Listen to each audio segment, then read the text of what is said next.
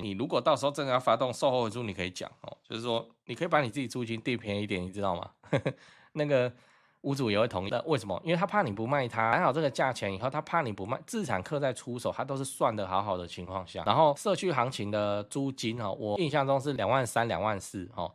然后他就说他要售后回租，然后直接租约什么都好好的，我也没看到他，反正就是那个房东来签这样，帮他代签，然后他要租好像18000吧，你可以给你自己占这一点点便宜哦，是可以这样的哦。然后那个自产客是怕他不卖我嘛，等这社区等多久了，好，那就买就可以，他就售后回租，然后果然没有想象中的顺利。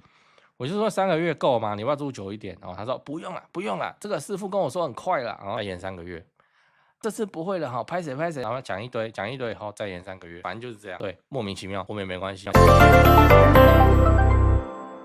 换屋必知，先卖还是先看哦，避免踩雷。最重要的合约与时间差的关键。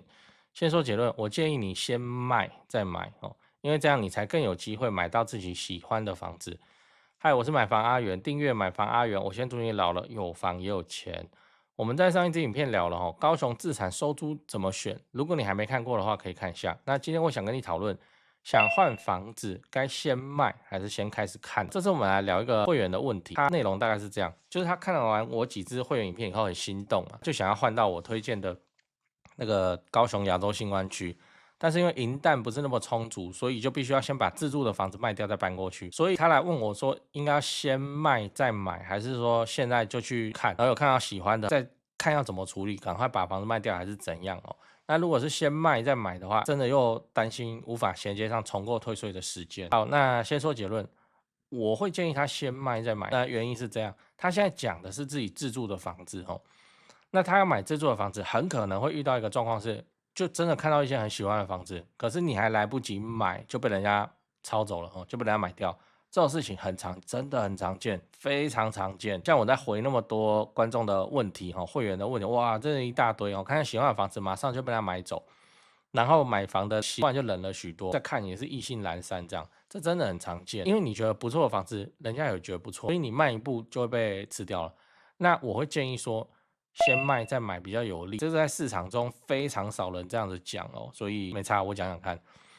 我建议你哦，你可以先把这间自住的房子卖掉，然后再去看。你卖掉，你会说我要住哪里？怎样？我要先搬到哪里去？哦，还是要搞得还要去外面租房子，然后让搬家，然后等到买到房子以后，等装潢都好，我要再搬回去，要搬2次家，很麻烦。不是这样，你可以把你这间自住住的好好的房子卖掉，然后跟房仲讲清楚什么，你要售后回租哦，售后回租是有这一招，不知道很多人都不去用这一招，时间就看你要1年还是2年，这都可以哦，这是真的哦。然后房仲就会帮你处理哦。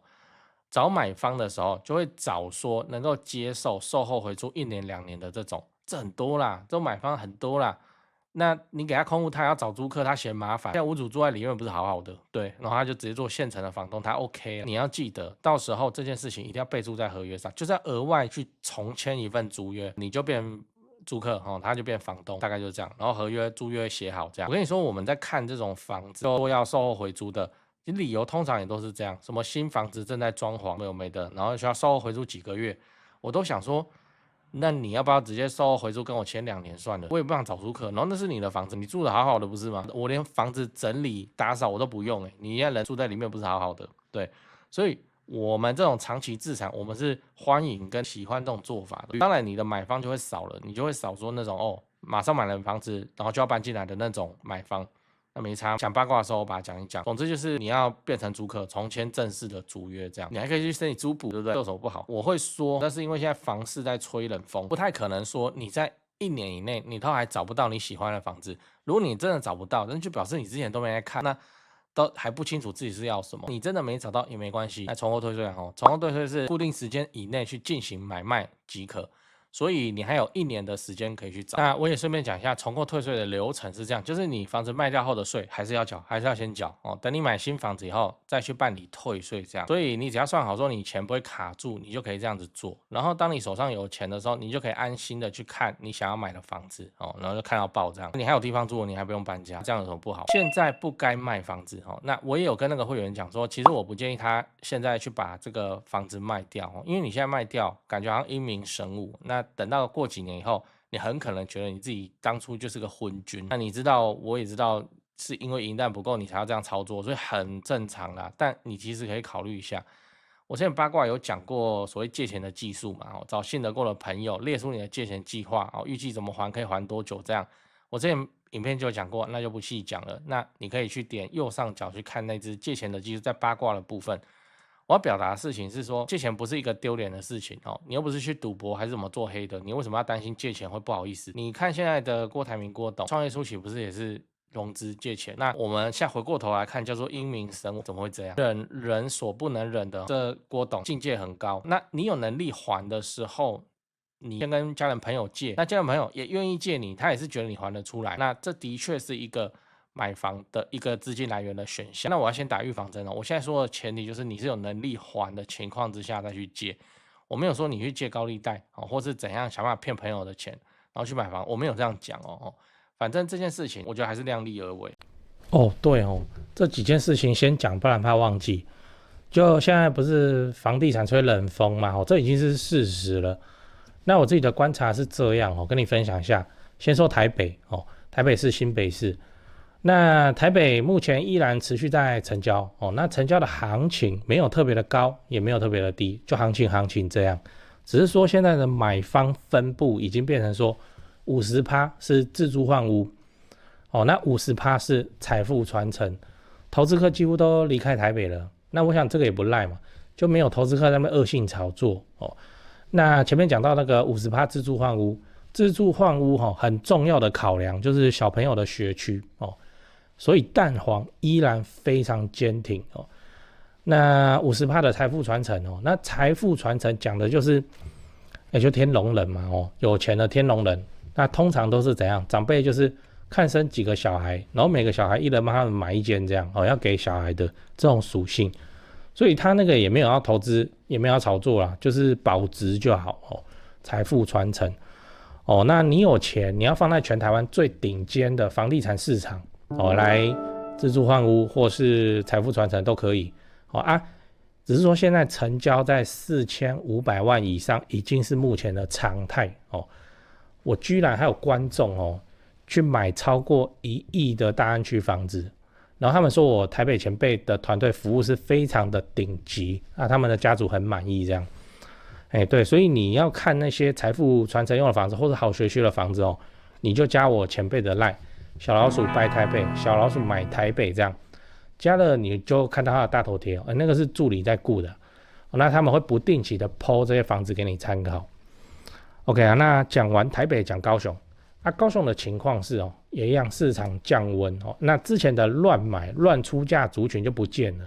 我认为这样很好，因为这样子我们就可以专心瞄准重大建设，就比较不会有那外行乱出高价的乱，你知道。那自从我拍了会员影片我会员影片不是都会拍重大建设嘛，那陆陆续续我拍了高雄的重大建设有楠梓台积电到凹子底3大开发案，富邦凹子底 BOT 案，到71期4地重划，新高雄火车站，到亚洲新湾区你们观众很奇怪我拍一个重大建设，你们就跟着买一个重大建设附近。高雄我是很有信心没想到说这个观众好像比我还有信心买的比我还贵，买的比我还多真是蛮夸张那看好高雄，你瞄准重大建设，就找我推荐的台湾房屋美术之星店那在高雄你要卖还是要买那你就给他们一条龙就好了，就跟我一样，我过去10几年都是他们处理的，这是真的那我付的中介费这样子加起来早就超过7位数。那你看我还是愿意推荐他们就是真的很没问题嘛很专业，很 OK。 他们的 LINE 是小老鼠 go go go go go， 小老鼠5个 go那他们有答应我说会 po 在这支 LINE 的房子是都会挑过就是专门给买房阿元的观众。那这些房子都怎样？都适合自产，也都在重大建设旁边，你可以加那个 LINE 来看看高雄没有台北那么贵祝你自产顺利，来高雄玩得开心，赞赞。然后讲八卦，就是我非常不同意所谓合伙买房合伙买房，除非你是真的是很信得过的人合伙买房。你看我前面讲的什么后面突然扯到借钱，是说你不是就缺吗？你可能缺口也不大，可能缺100万、150万、200万的这种，你不要去搞跟朋友的合伙买房，那就是你列一个还款计划去跟人家借哦。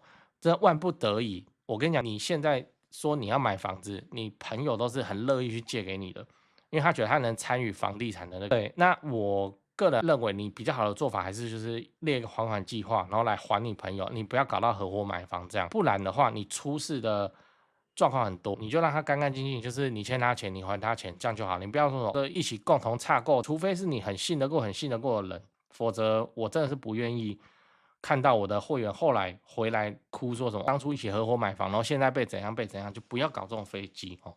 那我来讲一讲售后回租。售后回租这本来就有这一招，只是市场中这很少人在用哦，很少人在用。那我前面也提到了，长期资产的投资人是非常欢迎售后回租的，因为我不用找租客嘛，然后我连那个整理、装潢、化妆的钱什么的，通通都不用。OK， 那在这种情况下，售后回租你要记得去发动。然后售后回租是这样，我自己也遇过，那时候就买，然后他说他要继续住，一问，哎，果然又是新房子，然后那边装潢或干嘛，然后时间就阴错阳差来不及。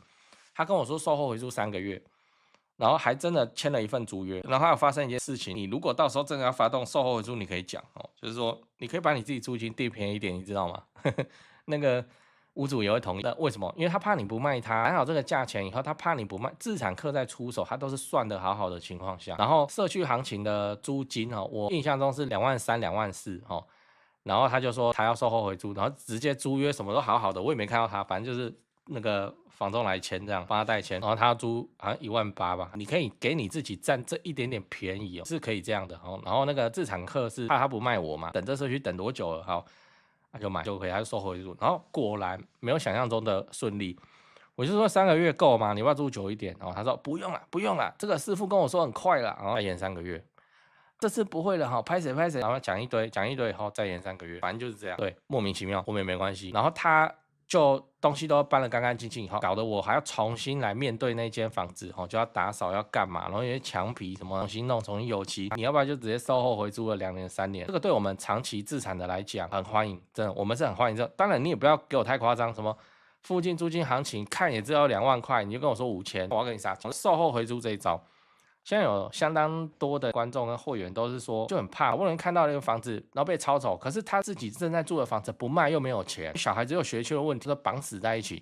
那最好的解法是什么？身上有一大笔钱，同时这个房子也还在住，然后小孩学区什么都还不用去做处理的这种情况下，最好了。可是房子不卖掉没有钱，卡在这里，增贷也不行，因为增贷现在不能进房地产。来问我怎么办？售后回租啊。售后回租啊，售后回租真的是很理想。应该说我们自产很喜欢，我房子都不用整理，我不用重新找租客，我为什么不要？而且那是你的房子，你不会去破坏它，你不会去把那种马桶灌水泥，你灌水泥干什么？你是为难你自己没办法大便而已。所以很欢迎啊，售后回租。以前你的房地产自产的计划里头都没有出现这4个字，那你要把它记下来，售后回租，然后看看是不是什么时候自己有办法去发动，不然就是你的亲戚朋友在跟你诉苦的时候。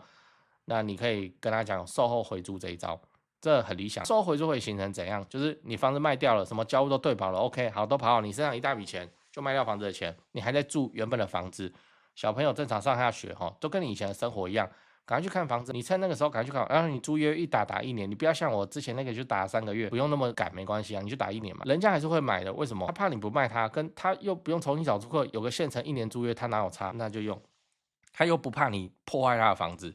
你自己在住，你要怎么破坏所以很好，真的是非常好。然后你有1年的时间，你就可以慢慢看。只是你手上是有大钱的，所以你看到你喜欢的自住就可以下窝，就可以把它吃下来了。那整趟的运作大概就是这样。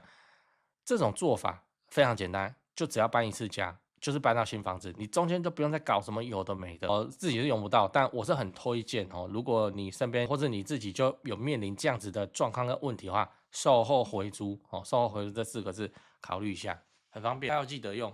拍这一集是因为好少人在讲这个东西然后这东西好像出现的几率极低，就有这招就是对你人生帮助很大，尤其是你的家人都不用动，他唯一要动的一次就是怎样搬家到装潢好的新房子，有什么不好？很好啊，对不对？